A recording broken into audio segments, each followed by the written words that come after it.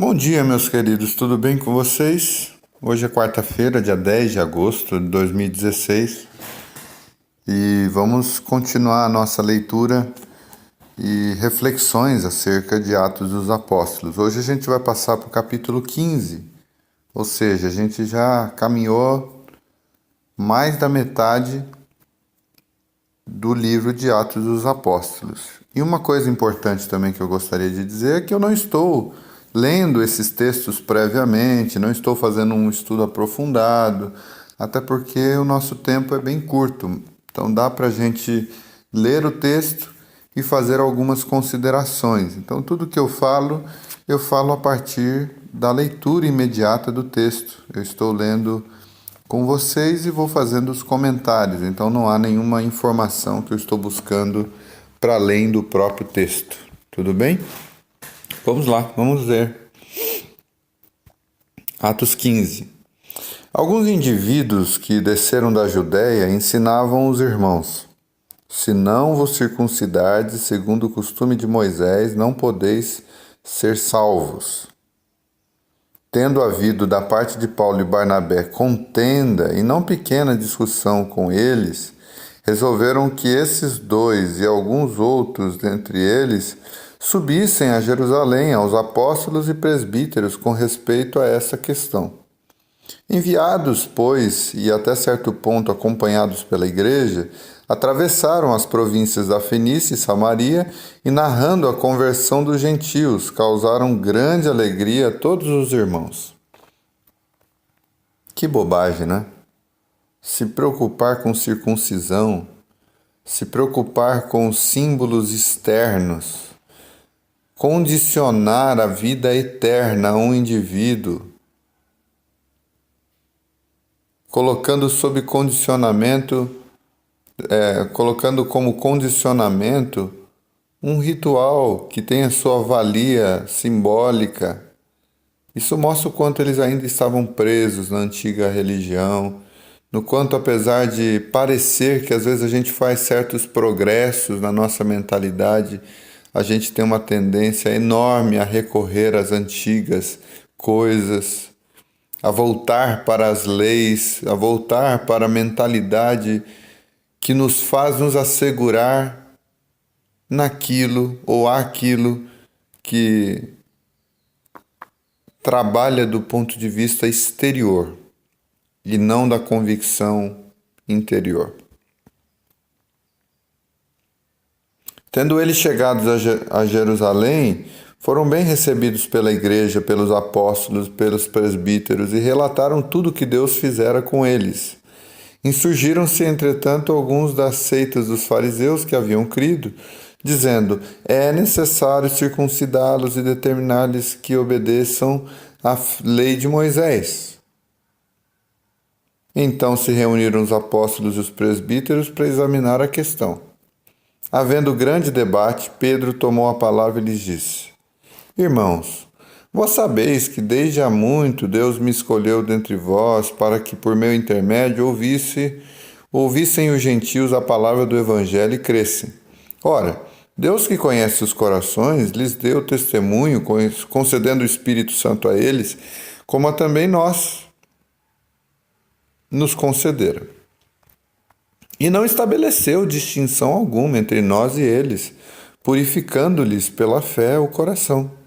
Agora, pois, por que tentais a Deus, pondo sobre a cerviz dos discípulos um jugo que nem nossos pais puderam suportar, nem nós? Mas cremos que fomos salvos pela graça do Senhor Jesus, como também aqueles o foram. Pela graça. Não é pelo ritual. Não é pelo símbolo externo. É pela graça. Por meio da fé. Nós somos salvos pela graça. E a gente precisa aplicar esse conhecimento a todas as áreas da nossa vida. Porque às vezes a gente acha que é salvo por aquilo que a gente faz. Por aquilo que a gente produz. A gente é salvo pela nossa meritocracia. A gente tem essa mania de querer merecer tudo. E a gente acha que é isso que nos salva. E daí a gente fica pondo condicionamento na vida dos outros. E a gente começa a exigir que os outros obedeçam a este ou aqueles rituais. Então nós não somos salvos pela graça, nós somos salvos pela ceia que a gente tem que tomar todo mês, sem a qual não podemos ser salvos. A gente não é salvo pela graça, a gente diz que a gente só é salvo quando a gente frequenta culto, quando a gente está com o nome arrolado no hall de membros de determinada comunidade. Veja como nós não temos a mesma questão dos judeus, da circuncisão, mas a gente cria os nossos próprios condicionamentos, que nada mais é a circuncisão travestida de outra coisa.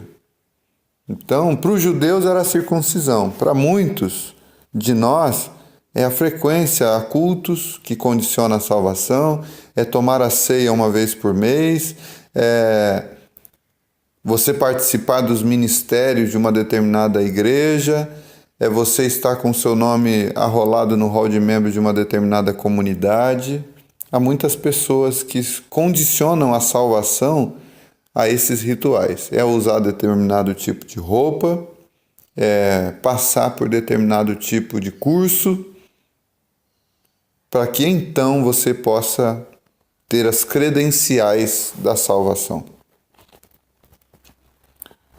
Versículo 12. E toda a multidão silenciou, passando a ouvir a Barnabé e a Paulo, que contavam quantos sinais e prodígios Deus fizera por meio deles entre os gentios. Depois que eles terminaram, falou Tiago, dizendo: Irmãos, atentai nas minhas palavras. Expôs Simão como Deus, primeiramente visitou os gentios a fim de constituir dentre eles um povo para o seu nome. Conferem com isso as palavras dos profetas, que está escrito: Cumpridas estas coisas, voltarei e edificarei o tabernáculo caído de Davi, e levantando-o de suas ruínas, restaurá-lo-ei, para que os demais homens busquem ao Senhor, e também todos os gentios sobre os quais tem sido invocado o meu nome, diz o Senhor, que faz essas coisas conhecidas desde os séculos.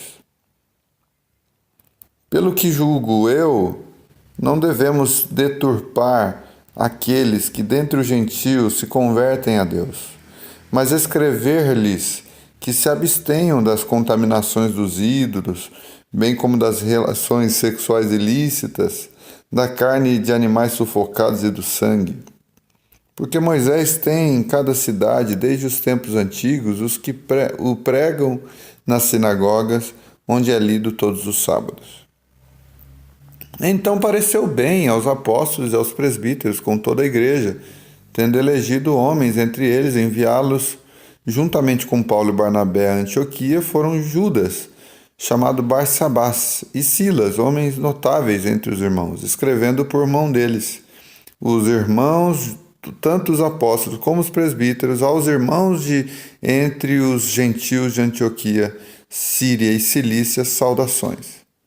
Visto sabermos que alguns que saíram de entre vós, sem nenhuma autorização, vos têm perturbado com palavras, transtornando a vossa alma. É isso que estava escrito lá, na carta que eles levaram.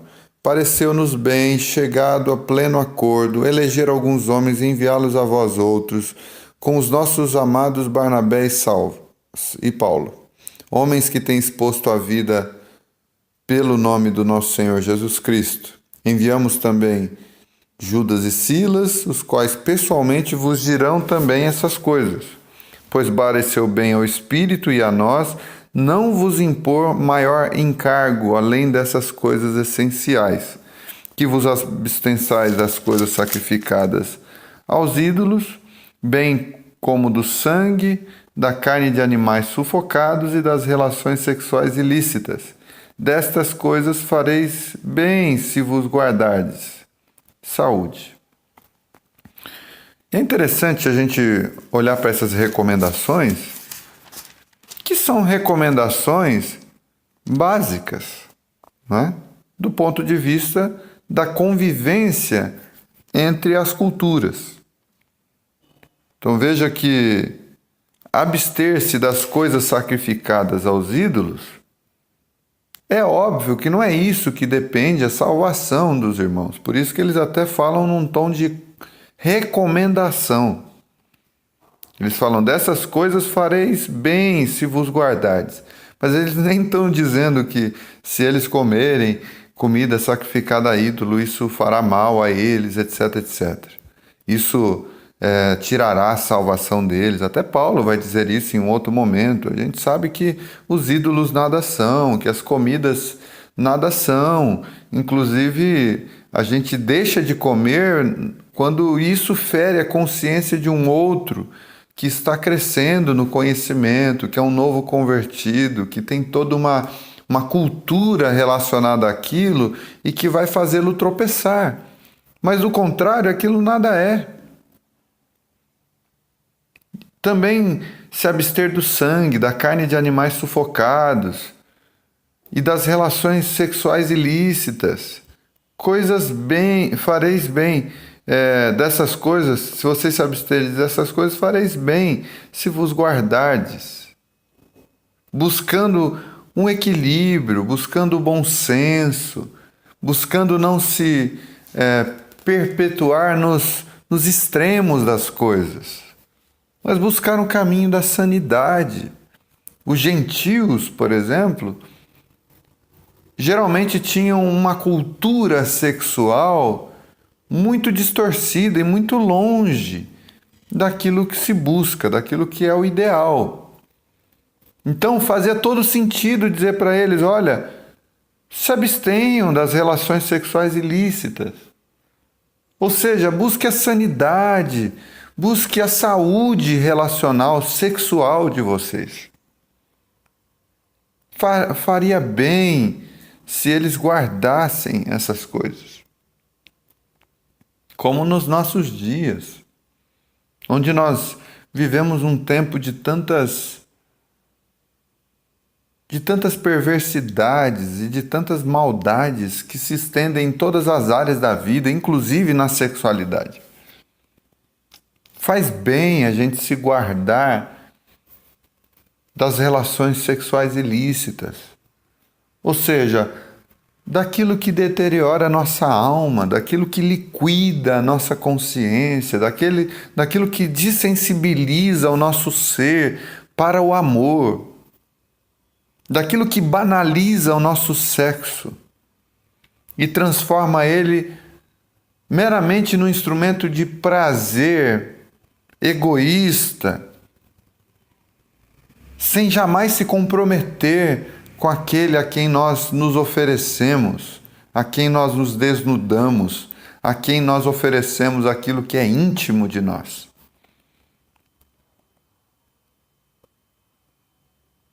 Por isso, essa recomendação é uma recomendação possível, equilibrada, para um determinado contexto, a fim de que eles entendessem que estão vivendo em uma sociedade, estão convivendo com culturas diferentes e que eles precisariam ter tato para lidar com as coisas e buscar aquilo que é possível nas relações, e naquilo que eles comiam, e naquilo que eles bebiam, e naquilo que eles estavam colocando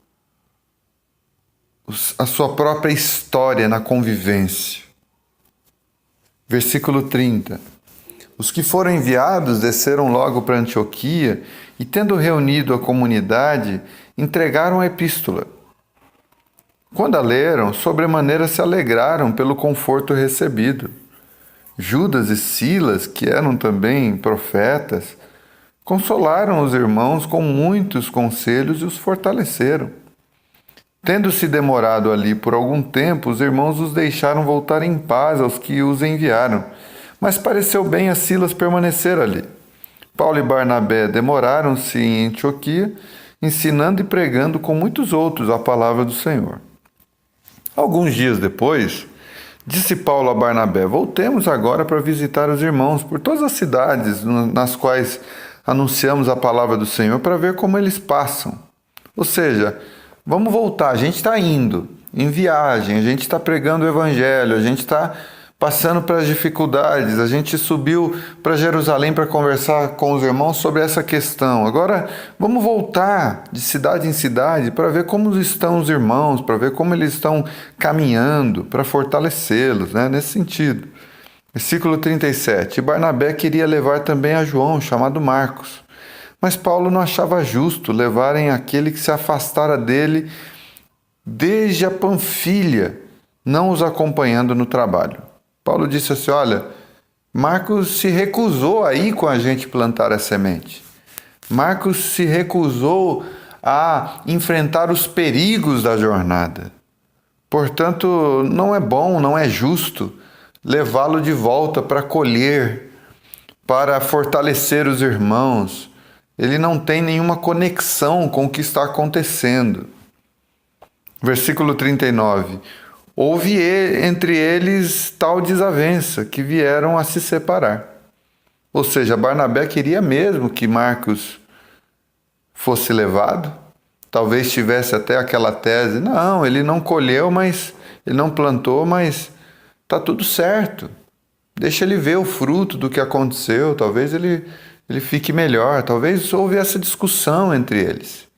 Né? Olha, ele não plantou, mas a gente não recebe só aquilo que a gente merece, a gente precisa também da bondade, da graça, da misericórdia. Isso vai fazer bem a ele. Talvez houve essa discussão, e de tal maneira que Paulo se manteve irredutível, Barnabé também, a ponto de eles se separarem. Então Barnabé, levando consigo a Marcos, que não abriu mão mesmo de Marcos, navegou para Chipre. Mas Paulo, tendo escolhido a Silas, partiu encomendado pelos irmãos à graça do Senhor e passou pela Síria e Cilícia, confirmando as igrejas.